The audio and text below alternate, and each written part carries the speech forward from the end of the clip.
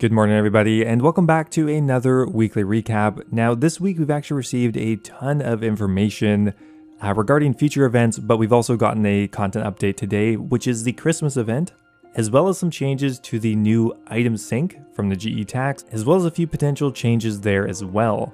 We've also received a Gielinor Gazette with a up-to-date roadmap for the first half of 2022. So much to cover. I hope you guys enjoy. As always, if you do, always appreciate a like in the video. Anyway, let's get started. Now, before I jump into the video, I want to thank today's sponsor, Opera GX.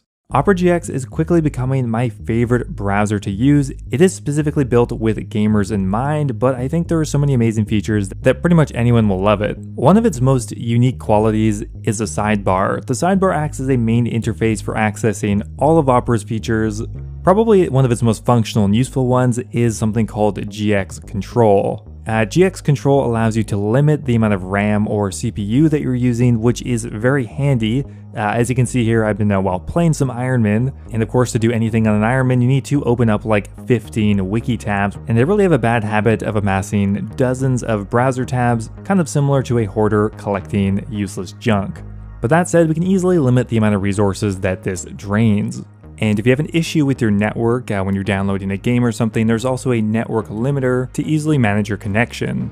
Probably one of the most underrated features is the forced dark mode setting. Always have this on because on other browsers I would spend hours trying to get every single website meticulously turned into dark mode, but that never works out, and there's nothing worse than suddenly having the light of 1,000 suns blast my corneas because some rogue website didn't have a dark mode feature.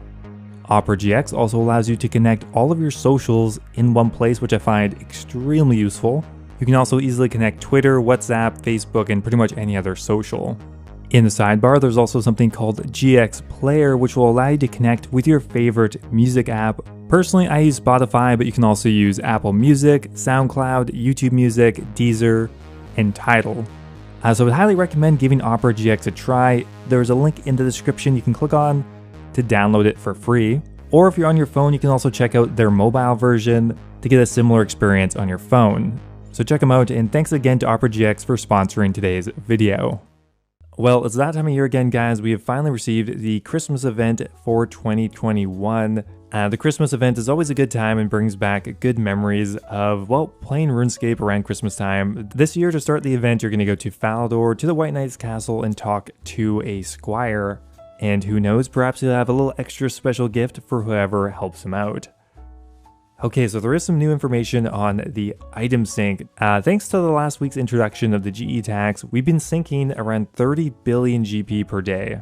So far, the majority of the gold that has been taxed has simply just been removed as a gold sync, but they're obviously still tweaking those numbers.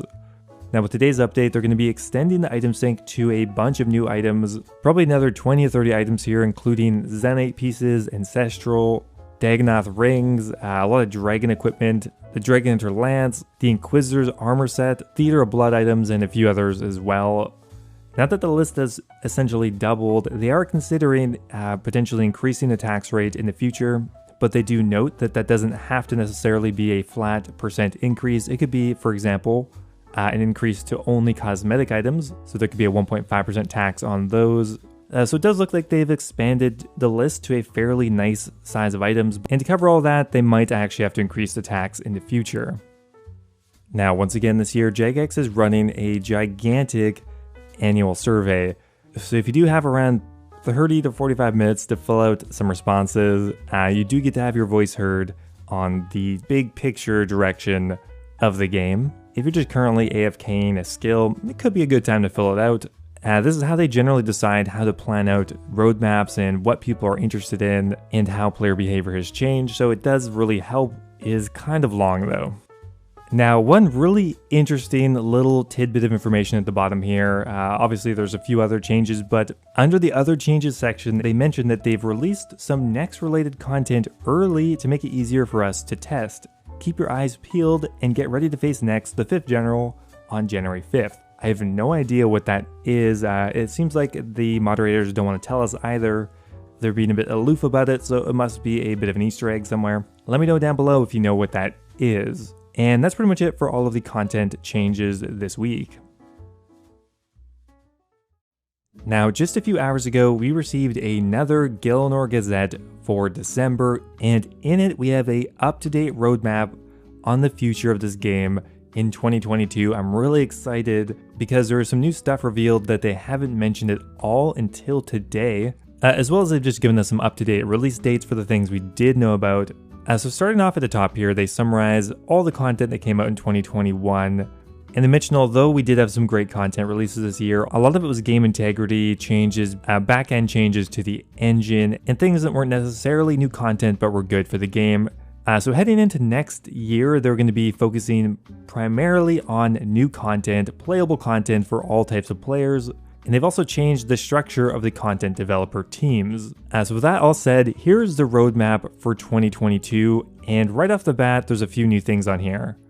So yellow just indicates the general big beats of the month. That's just an overview, but every other color refers to one of the jagex teams that's going to be working on a specific piece of content. So for example, starting off in January, one team is working on Nex, another team is working on the PvP arena, which we'll talk about in a minute, and then we have a team working on Shattered Leagues and Guardians of Gielinor, which we're going to talk about as well. So right off the bat, we know that Nex in Leagues 3 is coming in January. Those are the next main updates, but quickly after that, we have a new quest, Land of the Goblins.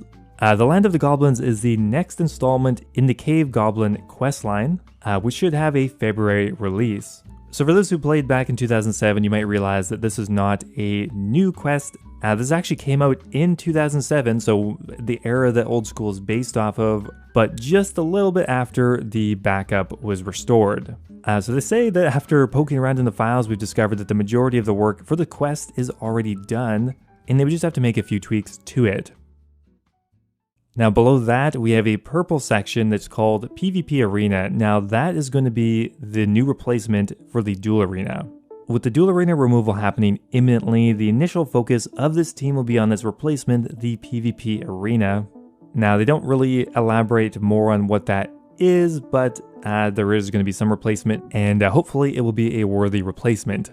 So further down we have the orange banner, which is going to be for the Shattered Leagues relic. But kind of interesting, at the very bottom here we have something called the Guardians of Gielinor. Now I believe this was initially pitched in a other Gielinor Gazette almost a year ago. This will be a new runecrafting training method and is aimed at being a fun and interactive way of training runecrafting that would fit along existing methods. Now the concept for this activity, at least back in December, is that the Wizards of the Wizard Tower have such a large demand for runes that they need greater access to runecrafting altars. They attempted to create a hub that'll let them access all of the altars, but something went horribly wrong. All of the abyssal creatures started pouring out through the attempted portal, a rift in the fabric of the world. The Wizards responded by conjuring a giant portal guardian to close the portal, as well as many smaller rift guardians to fight off the abyssal creatures. But they need your help. Now, what's notable about bringing it up again in this Gazette is they've put it on the roadmap, which means they're actually looking at developing it. Before, it was just a high-level concept with no immediate plans to put it into the game, but it does look like the Guardians of Gielinor might be coming in the first half of 2022. Now beyond that, a few other notable things on this roadmap. The Wilderness boss rework is going to be coming sometime after May, along with potentially reworking Bounty Hunter in the later half of this year.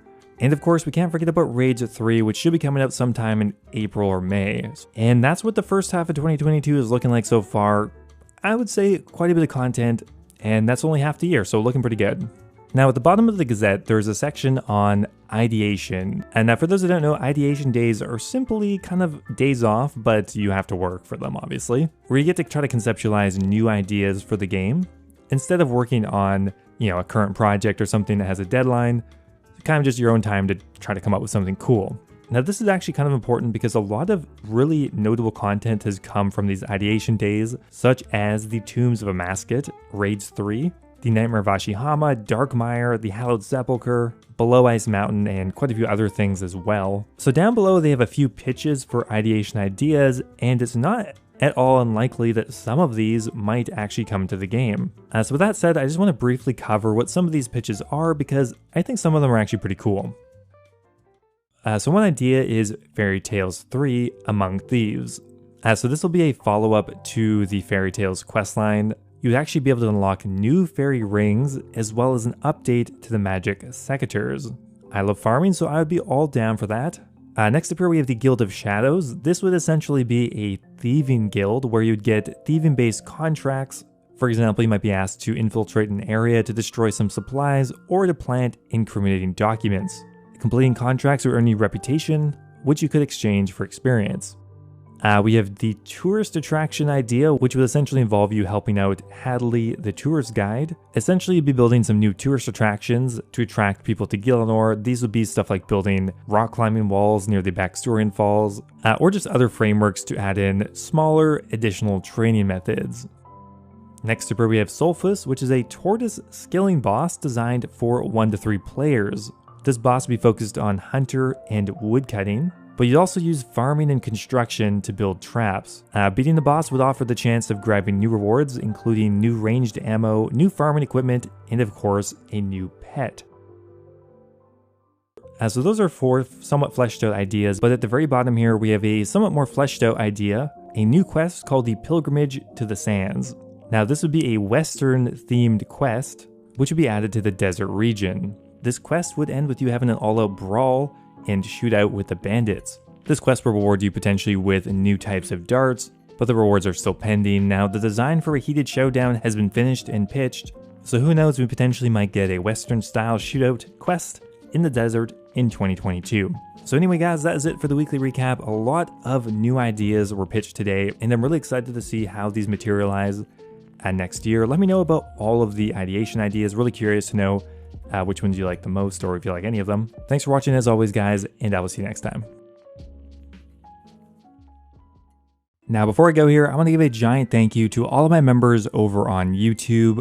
Thank you so much to Alejandra, Sejuani's Flail, Ocelot, and Kush Patel for all being subscribed at the Dragon tier. Thank you so much as always guys. Also a giant thank you to Sir Rojas, Ryan Shady, Mexos, Base Titch, NDM001, and Yo-Yo Sub 89 for all being subscribed at the Runite tier.